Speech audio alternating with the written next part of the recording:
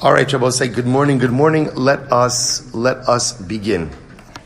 We are Emeretz Hashem. First of all, begin by thanking all of our sponsors. To thank our Talmud Torah sponsors for the month of Nissan, Paul and Kathy Pollack, for dedicating all of the Shemar Drushos this month in memory of Paul's father and mother, Shmuel ben Zechariah, and Sarah bas Avrohom. We also thank Avraham and Shaindy Kelman for dedicating all of the Shemar Drushos this month in memory of Sarah Bryna, Bas Yehoshua Heschel. Well, so with that, let us begin. It's incredibly amazing. We're winding down towards the end of the Masechta. Thank you both. Winding down towards the end of the Masechta. Today's daf for Samech Daled, 64. And we are picking up in Eretz Hashem. Let's pick up on the bottom of Samech Gimel, base 63. B, 4 lines up from the bottom. So also, if you remember again, we were talking about the really fascinating and riveting topic of Tumas Tahom. Right? Again, hidden Tumah. So we're going to focus on this a little bit. Let's just reread the case of the Mishnah. So if you remember again, the Mishnah said as follows. The Mishnah said, I'm just going to quote to you, Ketzad. What's the case? So the Mishnah was trying to give a contrasting case of Tumah Yedua versus Tumas Tahom. So Ketzad, here was the case. Yarad litbal b'ma'ara. I'm just quoting to you from the Mishnah now, not yet from the Gemara. Yarad litbal b'ma'ara. If a person went down to go ahead and immerse in a cave. Now we're talking about a cave that has an interior pool. It's a mikvah. So he's going into a cave to go ahead and immerse. Now what happened? V'nimtza meis saf apia ma'ara. Now we'll say afterwards, after he comes out of the mikvah, they find the corpse floating by the entranceway of the ma'ara, of the cave. What's the problem? What's the issue over here? The concern is, maybe when I went to the mikvah in the cave, the corpse was under the same roof, and therefore I'm tameh. So we'll say, what's the halacha? So the Gemara says, I'm tameh. Now we'll say, this is a case of Tumah Yedua. Right? Why is this Tumah Yedua? Because since the corpse is floating on top of the water, right? It's known, and therefore that's Tumah Yedua. Now, I just want to point out, I mentioned this in yesterday's daf. What's the issue over here? The issue over here is this is a suffix Tumah Birshus Hayachid, right? Again, let's just zero in. What's my question? What's the question in this case? Was this corpse floating in the cave under the same roof when I was there immersing? Right? Sometimes you're distracted, you don't know what's floating in the mikvah. Right? So again, right, in general, you don't know what's floating in the mikvah. Right? So Lamaisa again, so over here, so that's the shaila. Was this corpse underneath the same roof as me when I was floating in the mikvah? I'm not floating in the mikvah. When I was in the mikvah, right? That's the shaila. So I'll say, so this is a case of Tumah Yedua. Now, why is this Tumah Yedua? Because since the mace is floating on the top of the water, the assumption is it was always on the top of the water. Fine. So that's case one. The halacha is your tameh. That's a classic case, Tumah Yedua. Suffix Tumah Bershus Hayochid is always dealt with as tameh. We learned that out from Sota, next Masechta. Fine. We'll say the Mishnah then went on. Nimsa Meshuka B'karka. We'll say what happens if there was a corpse and the corpse itself was. The corpse itself was. Thank you. The corpse itself was at the end of the day. Meshuka b'karka. Meshuka b'karka means that halacha l'maiset was Meshuka b'karka means it was like embedded in the floor of the cave. So we'll say, so now, this is a case of Tumas Tahom. In this case over here, so halacha l'maiset, again, the corpse was buried. So in that case, we'll say, what did the Mishnah say? Now that, again, that's Tumas Tahom. Why is that Tumas Tahom? Why is Tumas Tahom? No one knew about it. So what's the halacha in that case? So in that case, the Mishnah says, everything depends on why you went into the body of water. Yarad lahaker tar. If you went in just to cool down, ultimately again you're tar. So the tar mitumas meis tameh. But if you went into the mikvah, ultimately again for immersion, for ritual impurity, for tumah, then ultimately again you're tameh. Why? Shecheskas tameh tameh, v'cheskas tar tar. Because at the end of the day, Allah Moshe Sinai essentially says that when there is tumas tahom, essentially whatever your previous state was, that's the state which remains. Good. That's the case of the Mishnah. So the Mishnah just illustrating, thank you. The Mishnah just illustrating two different cases. Tumah Yedua, Tumas Tahom. Beautiful. Let's go. Says the Gemara. Case Yarad. Safa, Eno Metame, the Inyan Sharis. That was interesting. So remember again, the illustration of the case of Tumah Yedua, right, is not a typical illustration, right? Because remember again, how does the Mishnah illustrate Tumah Yedua? The corpse is floating on the top of the water. The Gemara just points out over here, floating tumah is only a problem by tumas meis. It is not a problem by tumas sheretz. By tumas sheretz. The Rebbe said, what does that mean? That if you see a floating sheretz, actually take a quick look at Rashi. He says, Safa, 3 lines up from the bottom. Safa inu metame le'in sheretz, kilomar afagav de tumas meis safa metame b'safek maga. Well, right, if you have a floating corpse, so that's tamei b'safek, like we saw in the Mishnah, Nissan, kinimtza meis tzav apnei mayim le'in sheretz, miha eino chashuva l'tamei misafek. Shim sheretz tzaf apnei mayim safek nogabo, safek lo nogabo, sveikotar. So this is incredibly important. If you have a floating dead sheretz and it's a safek, did you touch it? Didn't you touch it? It does not convey tumah. So even though again a floating corpse, safek, was there contact, not contact, safek, was there ohel, not ohel, ultimately again will pose a problem of tumah. Safek floating tumas sheretz wasn't good English, right? But again, if you have safek floating sheretz, whether or not you came in contact with it, no tumah. We'll say, by the way, I know we see these cases and we're like, okay, what am I doing here? What is it? We'll say, but understand, again, in terms of Beis HaMikdash, where tumah and tara plays a major role, so again, these halachos are incredibly important. So listen to this. So I'll say, where do we know this from? This Sanya. Safek tumah safa. So I'll say, if you have a safek tumah, floating tumah, bein bekelim, bein bekarka, tahora. Whether ultimately, again, the tumah is floating, right? Karka, let's work backwards. Karka means in the water itself, right?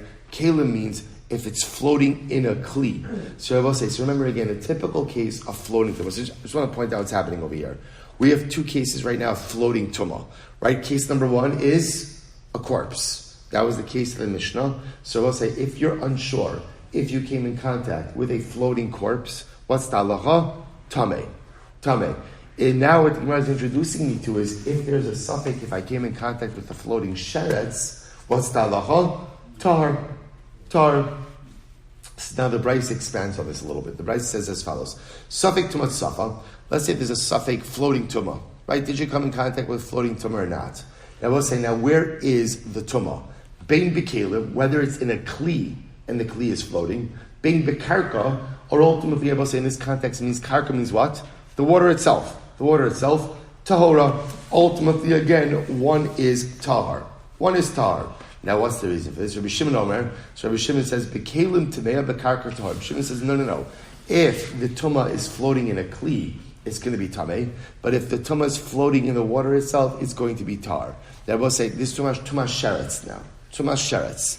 So we'll say, so where do we know this? On top of Samach Daled. My time at the Tanakama. They will say, what's the Tanakama's logic? That whether the tumah is floating in the water or whether the tumah is floating in a kli, ultimately again it's going to be tar. Rabbi Yitzchak bar Avdimi, we'll say top line Samach Daled on Daf 64a. Rabbi Yitzchak bar Avdumi, Ksiv b'chol sheretz hashoretz. The pasuk says on one hand, where does a sheretz convey tumah? Anywhere it shoretz, right? Anywhere ultimately again it crawls. B'chol magam shu, which sounds like I will say that's what? That a sheretz has the ability to convey tumah where? Anywhere. But yet it also says what? That it says uksiv al haaretz, but then it says on the earth. So we'll say, so which one is it? Is a sheretz essentially? We'll say when the pasuk says b'chol sheretz hashoretz, wherever it crawls, that sounds like wherever a sheretz is, it has the ability to convey tumah.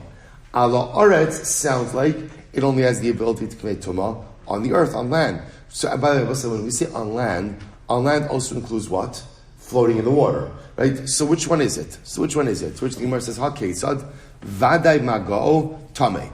Now we'll say, if you know that you definitively came in contact with a sheretz, then ultimately, again, a sheretz has the ability to convey tumah. How? Right? Or through contact? Anywhere. So you touch a sheretz on land.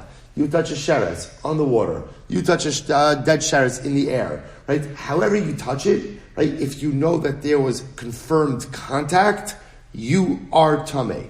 On the other hand, safek mago tar.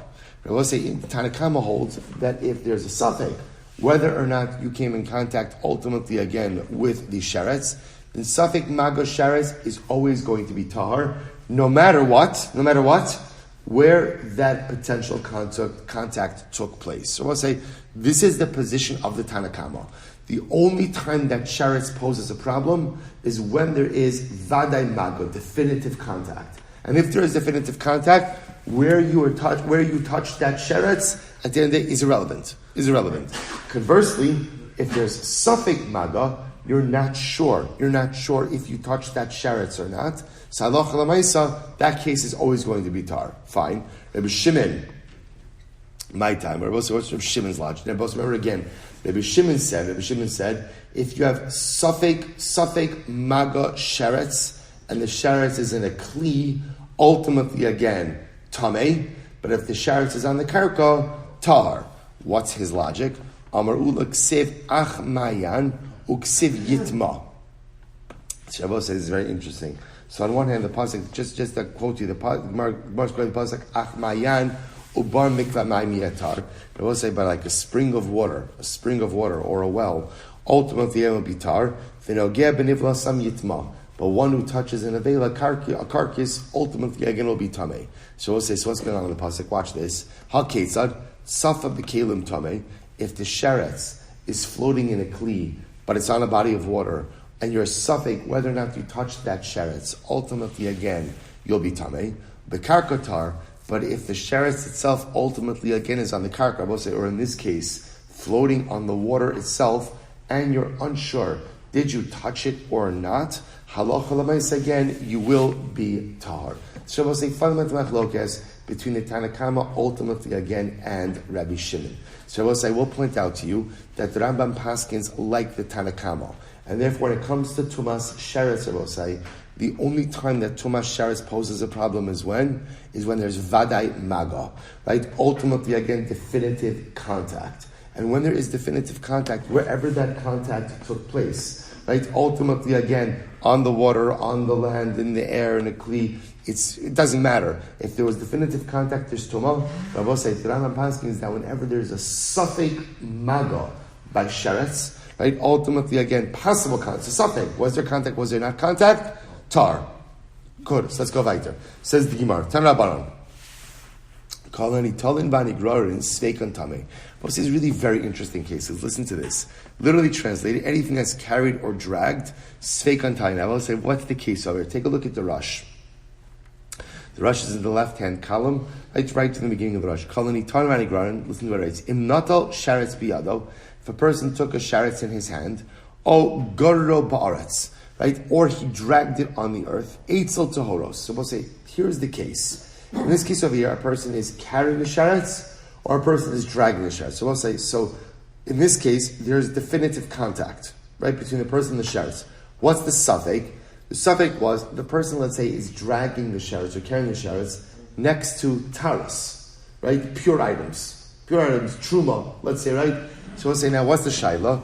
The shaila is, did the sheretz come in contact with the taras? That's the fundamental question over here. Safek naga, safek lo naga. So Rash says, sveikan tamei, delo chashiva tumat safa, kevan shubiyad adan. Rabbi saying, now watch this. So you see what's different? So in the previous case, we were talking about, again, did the sheretz come in contact with the person or not? That was a safek. In this case, Ruvain is dragging a sheretz. He's dragging the sheretz. He happens to pass by truma. What's the safek over here? What's the safek? Did the sheretz touch the truma or not? So we'll say, what's the halacha? I'll call it nitalman igrarin sveikan tamei. We'll say in this case, safek is tamei. Why? Mipnei shehein kimunachin. We'll say because this is not considered to be a case of tsafa. This is not considered to be a case of floating tuma, because since ultimately again a person is holding the sheretz, it's as if the sheretz is actually at rest. Van is rakim. But conversely, I will say, listen to this. If you threw a sheretz, and you're not sure about, say, what's the concern over here? Did the sheretz potentially, again, go over taras? Did it touch taras in its trajectory? So if it was thrown, sfeik on tar. Ultimately, also in this case, a suffix will be tar. Right? So suffix contact with a thrown sheretz, ultimately, again, will be tar. Again, about if you look at the Rush again, Van is rakin, im zarkan ba'avir, eitzel taras, Afa pisha bami koach adam chashuv tumat safa. Rabbi will say, see what's happening over here? Remember, how do we paskin? Any Rambam paskins, any time there's a suffix contact with floating sheretz. What's talacha? Tahar. Right? Tahar. Ultimately, again, the Gemara says, right? So therefore, the Gemara is just pointing out over here is a thrown sheretz is considered to be floating sheretz.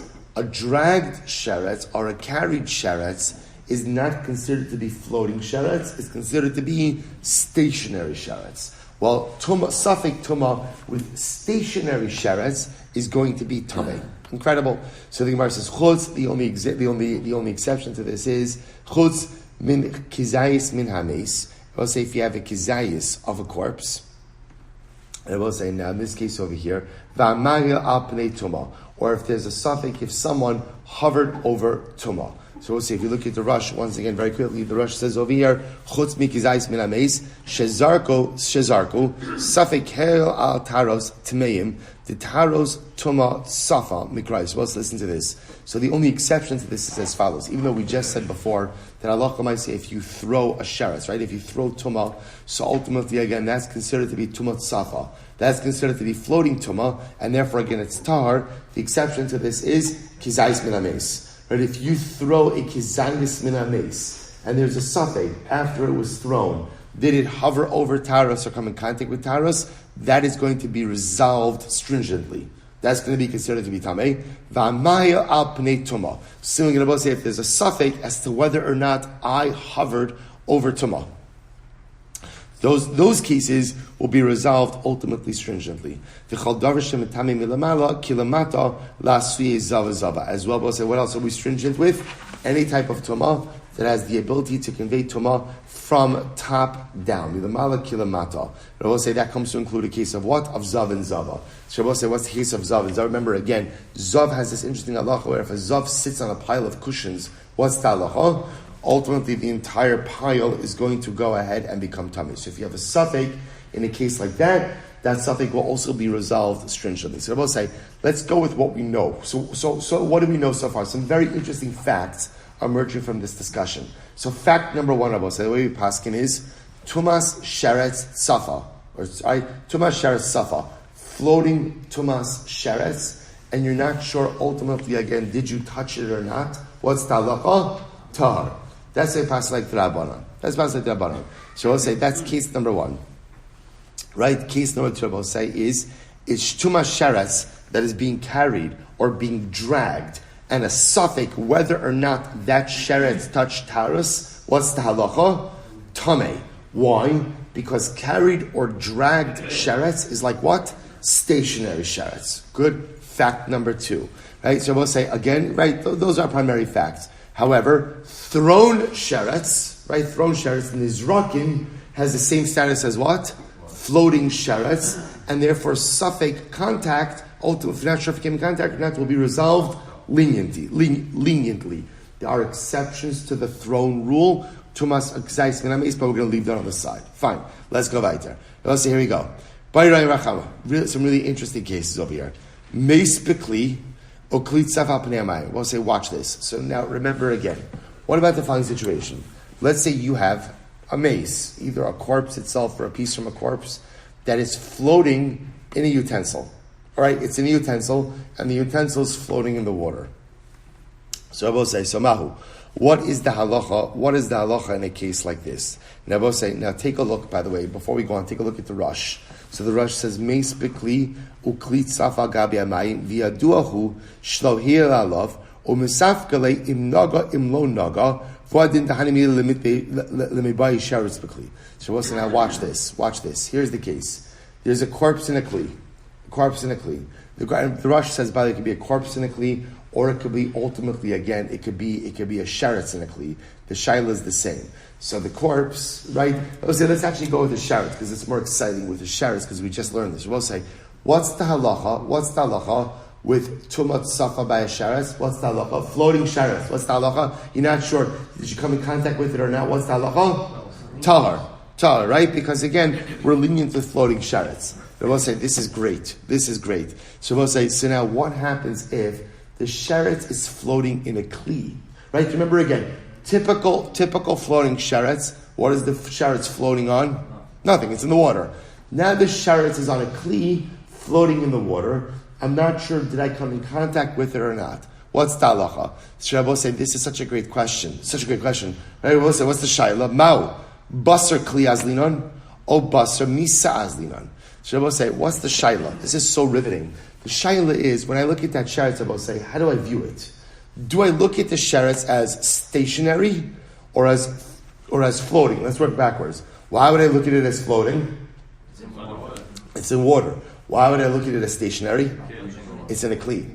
So I'll say, you hear the shaila? Right? It's a definitional shaila. On one hand, the sheretz is float. It's on the water, but it's not floating directly on the water. It's floating in a kli. So is this a stationary sheretz or is this floating sheretz? I will say now you'll see before you came to share today. If somebody would have asked you this question, you would have said, "Who cares?" Right? It makes no leave me alone. Right? Now I will say now I realize it makes a world of difference. Why? Because a floating sheretz. Safek Maga is Taha. Safek Maga sounds like a political movement, right? Right? So Safek Maga, right? So I'll say, so ultimately again, right? So Lamaisa, Safek Maga on floating sheretz is Tar. Safek Maga on stationary sheretz is Tameh. So now I will say, so now the sheretz in a kli on the water. So how do I look at it? Is it floating sheretz? Or ultimately stationary sheretz. In other words, do I judge the position of the sheretz vis-a-vis the water or vis-a-vis the kli? Okay, so Gemara says, Imtim Salomar. Now, we're going to build a whole bunch of questions, one on top of the other. Imtim Salomar, Basar Kli Azlina. So we'll say, if you say we go after the kli, and therefore again this is considered to be a stationary sheretz, Basar Kli Azlina, Meis Al Gabi Sheretz Mahu. Who? We'll say, watch this. What happens if you have a corpse, or a piece of a corpse, even, on top of a sheretz? Right? So we'll say, now watch this. You've got a sheretz floating on the water, and then a kizayis mace on top of the sheretz. Now watch this, we'll say. Mahu, what's the halacha? Kevan dahai tumas erev ahai tumas shiva. So we'll say, look, obviously, two different types of tumah. Remember, if you come in contact with the sheretz, that is only a one-day tumah. A one-day tumah. So and remember again, coming in contact with the dead, with the corpse, obviously is a 7-day tumah. So the Gemara says, the high tumah serva, high tumah shiva, kiman demachto tumah b'kli damya. So we'll say, maybe because there are two dissimilar types of tumah, we view the kizais min ameis like it's sitting in a kli. Like it is sitting in a kli, right? We'll view the sheretz like the kli, and therefore the mace is sitting in a kli, and therefore again, maybe the mace is stationary. Ol dilma, Tuma smichtihi. Or maybe I will say what? Or maybe it's just what considered to be one thick form of tuma. Okay? So the Gemara says, Dimtim salomar kiman demachto tuma b'kli damya. I will say, and if you want to go with the premise, that's what? That when you have the kizayis min ameis sitting on top of a sheretz floating in the water, we view the kizayis min ameis as if it's sitting in a kli, and therefore stationary. And therefore any suffix contact with that kizayis min ameis will be dealt with stringently. So now listen to this. So the Gemara says, "Kiman demachto tuma b'kli damya v'tamei vadai sheretz al gabe nevela." Ooh, interesting. I will say, what happens if you have a piece of sheretz floating on top of a piece of nevela in the water? So we'll say, what's the halach over here? Mahu. So do we say kevan de tarvayu tumas erev inun tumas michtihi? I will say in this case, as opposed to the previous case, where you have tumas mace floating on sheretz. So I will say, why, in the case of tumas mace floating on sheretz, can you view this sheretz as a kli for the mace? Why is that? Because there are two distinct forms of tumah. Well, what about if you have sheretz floating on nevela? Then I both say halachically, sheretz and nevela are pretty much the same thing. Why? Because they're both one-day tumah. So maybe I both say maybe because they both have the same status, the same type of tumah, it's just considered to be one thick piece of tumah. And therefore, this is considered to be a suffix floating tumah. O dilma, high kizais, high kadasha. But on the other hand, they are distinct. Why are they distinct? Because we will say the tumah of sheretz could be even. Remember again, it's on a sheretz of any type of size, even a minuscule sheretz, the size of a lentil, versus tumas levela, which is only what? A kizayis. Maybe since they have two different shum, they're distinct enough to say that the nevela should be like the kli for the sheretz. And we'll say, oh, Dil, right? So fine. If that's the case, we'll say it gets more exciting. Sheretz al gabe sheretz. And we'll say, whoa, what happens if you have a sheretz floating on top of another sheretz? So what's halacha mau? Hani vadechat shiur ninu. So we'll say on one hand, right, it's one shear. So we'll say, remember again, our fundamental shaila we'll say is, and now you see it really does make a world of difference. How do you view one type of tumah floating on another type of tumah? Is it considered to be like the top tumah is in a kli, and therefore stationary, and therefore suffix contact with it makes the person tumah, or not? It's just considered to be all floating tumah. Some will say, in not the last case yet, we have sheretz on top of sheretz floating. Now we'll say, so what's the halach over here? Now obviously, hani vadei chad shiuraninu. So we'll say, obviously it's all the same shear, because it's sheretz and sheretz. O dilma, kevan demifsiki mehadadi lo. Or maybe not. Maybe because they're two separate entities. Then what Rabbi said, since they're two separate entities, so halach l'maisa, the bottom sheretz could serve as a kli for the upper sheretz, and therefore this is a case of stationary sheretz, not floating sheretz. Vim tim salomar, sheretz al gabi sheretz. So we'll say, maybe I'll say like this. Maybe even when one sheretz is floating on another sheretz, kevan demifsiki me'adadi, since they're separate entities, kiman demancha bekli dami. Ultimately, again, it is as if the upper sheretz is resting in a utensil. Sheretz al gabi nevela shirimichu. Oh, all right. Watch this. What about a sheretz that's resting on dissolved nevela? Dissolved nevela. So we'll say, what's the halach over here? Mao. Kevan dinimucha havile mashke. So we'll say, maybe we'll say, look, you know what dissolved nevela is? I mean, gross, right? But right? Right? Dissolved nevela, we'll say, is liquid. Right? So maybe since it's liquid, clearly again, the sheretz is floating. Odama, hai ochluhu. Or no, but we'll say on the other hand, no, we're not going to call dissolved nevela water. It's not going to be mine. Why? Because it's still food. So because it's still food, since it's supporting the sheretz, it's enough to say that the sheretz is in a kli. Now we'll say, here we go. Sheretz al gabi shichva zera. All right, now it's a party, right? So we'll say, so now what happens over here? So I'll say, so now let's say you have, again, I will say, you understand, we're just trying to figure out, we'll say, what's the definition of stationary versus what's the definition of floating? So I'll say, so what happens if you have sheretz floating on top of shichva zera? So we'll say, what's the halacha in this case over here? Mao.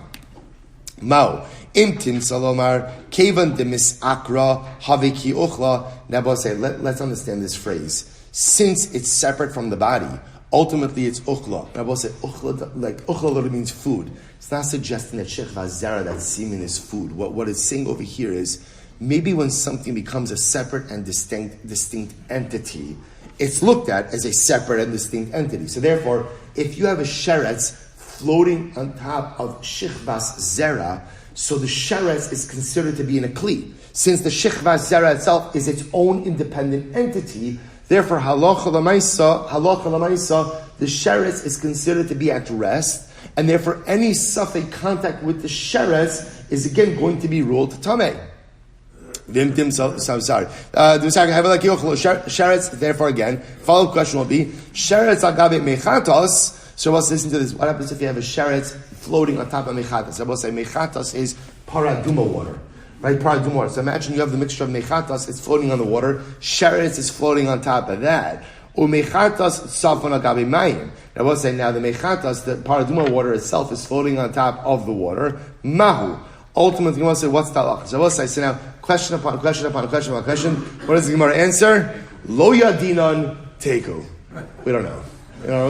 So again, we'll say, what it really comes down to is obviously, I want to point out, what do you do, again, in these cases that you don't know? So generally, again, although they're not all resolved the same way, but generally they'll be resolved stringently. So I'll say, really this gets into a fundamental definition. Here's what we do know.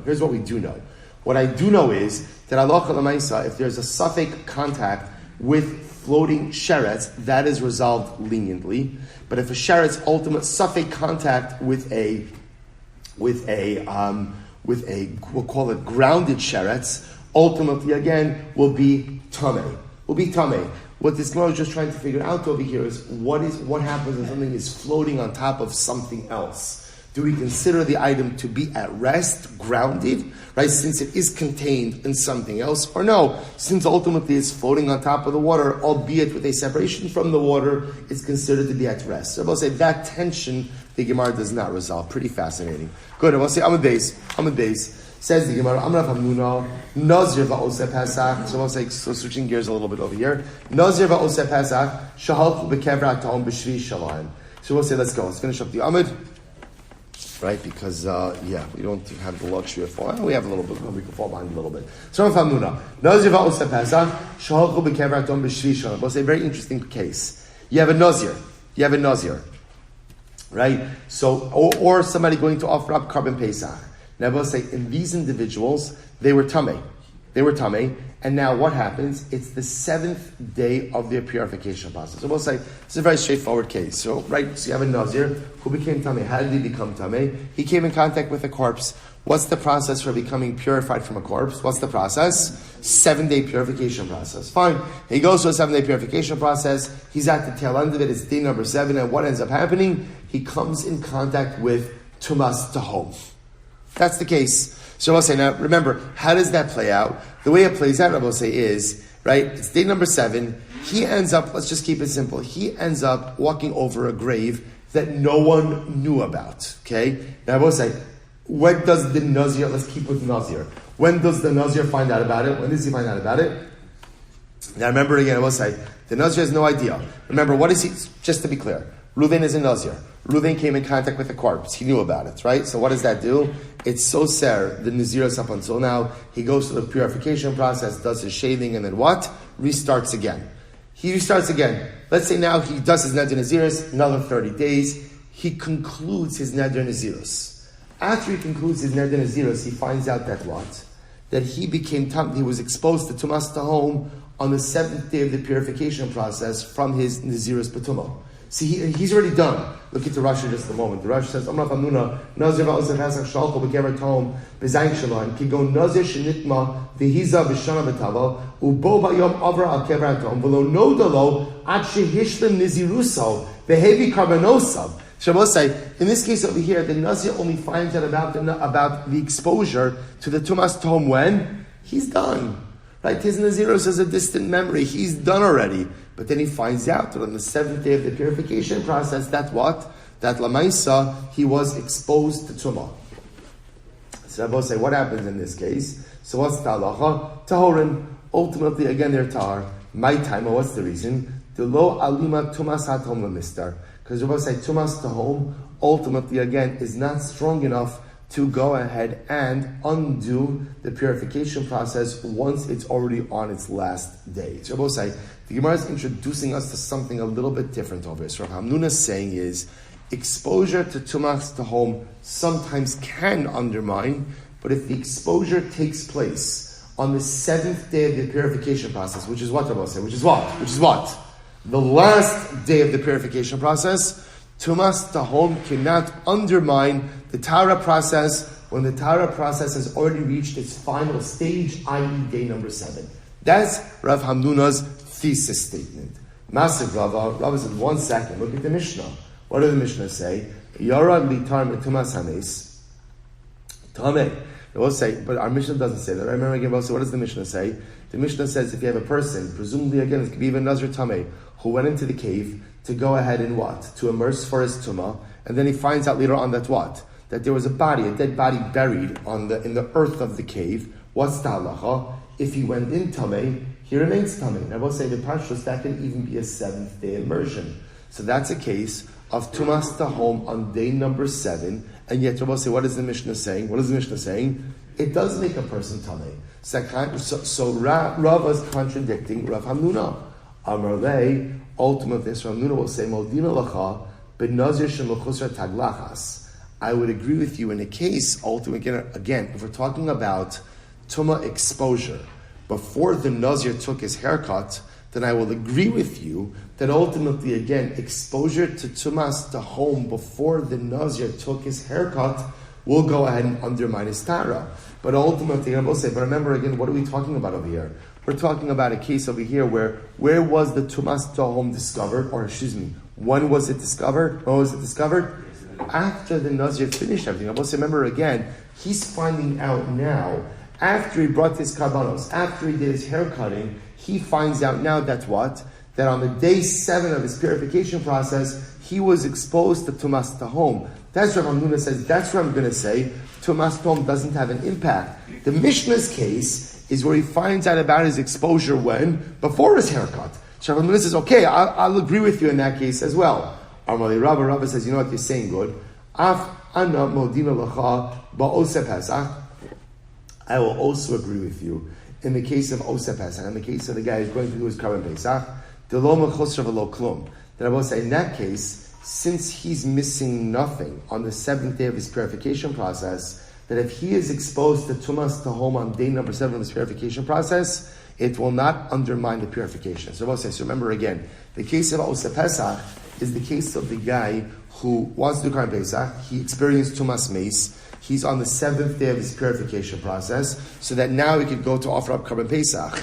Rava will say that if that guy is exposed to Tumas Tahom on day number 7 of the purification process, Rava says, Rav Hamnuna, I'll agree with you that Tumas Tahom doesn't do anything to that guy. Why? Because since that guy is not missing anything anymore, in other words, he's already gone through all of the parts of his purification process, exposure to Tumas Tahom on day number 7 will not undermine his purification. But he is missing something. He is missing something. Remember again, even on day number 7, the purification of day number 7 is not complete until when? It's not complete until when? Sunset. So he is missing purification. He is missing sunset. To which Rava will respond, Amrlei Shimsha Mamela Arva. We don't view it as fascinating. On day number 7, as much as you need sunset, we don't view the absence of sunset as what? Something missing from your purification process. Why not? Because sunset will come on its own. Right? In other words, I will say, the parts of the purification process that we view as missing are parts that you have control over. Purification, right? Sunset will come. So I will say, by the way, it's a very profound statement. But I will say, sometimes this is like the greatest chizik. Whenever you're having a very bad day, just always remember, Shimsha Mamela Arva. The day's going to be over. It's a very important episode. Sometimes I will say, I have a day. I don't mean like a bad day necessarily, even just because something's going to be a bad day because of stuff that happened. I will say sometimes the worst days are the days that I make bad because of bad decisions that I have made. And I will say sometimes it feels like the sky is falling on those days when I've just really made some very poor life decisions. It's important to know, Shimsha Mamela Arva. The day will end. The day will end. And I will say what happens when the day ends. There's another pasuk. What's the other pasuk? Uba Shemesh Vitaher. Right? I will say the Baal Shem Tov HaKadosh says, Ba Shemesh Vitaher, one of the most beautiful and incredible psukim of all time. Right? Why? Because what's the Ba Shemesh Vitaher? The sun goes down, the day is over, and another one begins. And no matter how badly I may have messed up the previous one, new day always brings new opportunity. So Shimsha Mamela Arva, don't worry, as bad as it is, it comes to an end. Uba Shemesh Vitaher. Ultimately, again, new day brings untold opportunities. Well, so let's just finish up. Therefore, Abaye says that Rava responds, hair of Shemesh is not considered to be something missing from the TORAH process because halacha l'maisa, it occurs on its own.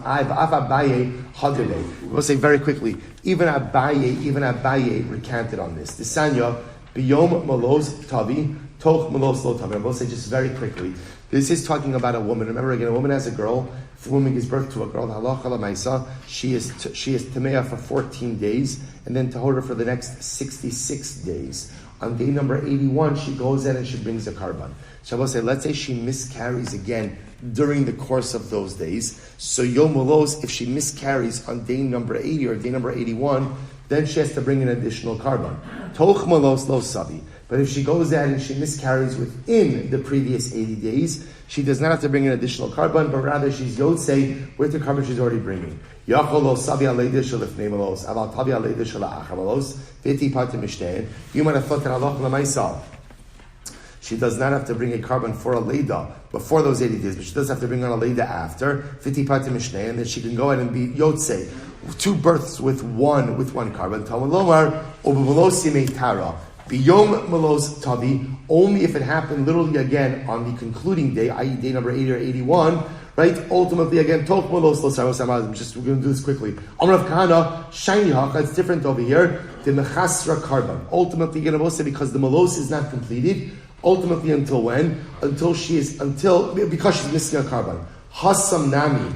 In the case of where ultimately again she miscarried on day number 81, mechasra herav shemesh. She's also missing something herav shemesh. Amrli Abaye shimsha memela arba. Rabbi said this whole case ultimately was just brought to show us that what when a person is tameh and they're missing sunset, the only thing they're missing from their Torah process is sunset. They are not considered to be missing anything. Rabbi said the only time one is considered to be deficient in their Torah process is when they're missing something over which they have control. When the only thing I'm missing ultimately again is herav shemesh, is sunset, that's not considered to be as if there is something deficient from my Torah process. Why? Shimsha mamela arva, because the sun sets on its own.